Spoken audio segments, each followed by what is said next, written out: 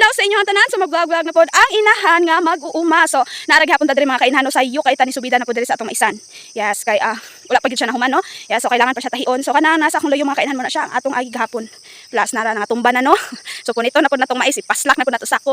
So tara, napoy nagtahi dito sa babaw no. So nagsugod na og tahi kay para lagi unya masugdan na siya og hakot. So katong nasa ubos mga kainahan, ganina ang aton naagian mo to siya tong una na panitan. So nahakot siya dayon. So kay lagi busy kani uban wala pa gyud atiman no. So karon atiman na to. So ako mga kainahan nagsayo dai ko diri karon kay wala pa ako na magsaking. Kay tungod kay ubay-ubay gyud ang agi sa inahan.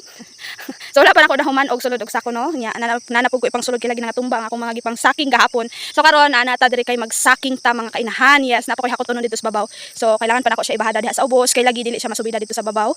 Dili siya pwede ibutang dito kay dili kadto ang kabaw no. Yeah, so kailangan jud nato siya hakoton nga mano-mano diri pa ubos. Kay masayon man nga diri adton sa kabaw. Yeah. So tara mga kainahan uban ko ninyo magtrabaho, walang katapusan trabaho, everyday trabaho. Syaro. Di pa tama dato.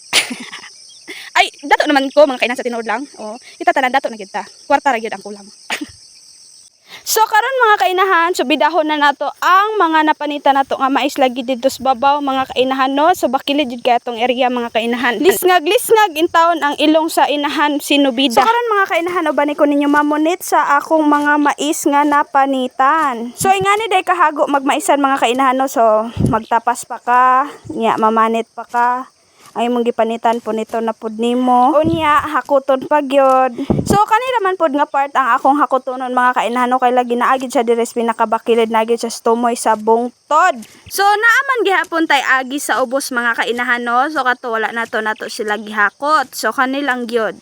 Unya og mapuno pa gyud ni karon mga kainahan hakuto na pod nako sa ubos. Pero abi ninyo mga kainahan lami kay mamunit og mais mga kainahan no. Mura ra kag namunit og kwarta. Pagkapuno sa atong sako mga kainahan ako na dayong giplastar mga kainahan no, para dali ra nako malukdo. So inani day ang teknik mga kainahan sa bakilid nga dali ra nimo malukdo ang imong lukdohon labi na nga bugat.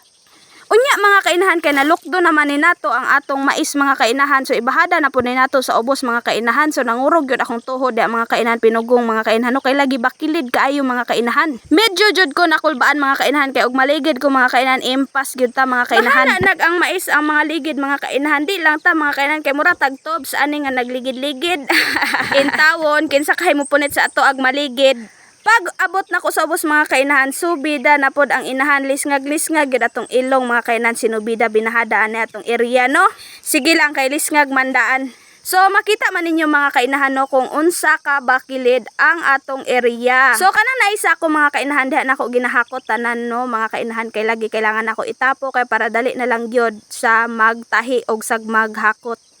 Og diri ra ko tabang for today's video sa kainahan nga mag-uuma diri sa kabukiran. So salamat kay sa mga naga-support sa akong mga vlog no. Salamat kay sa mga naga-share. So dako kay nangatabang sa inahan nga mag-uuma. Og unta mga kainahan magpadayon lang mo mga kainahan sa pag-support sa ako kay ako magpadayon lang pod ko. Salamat.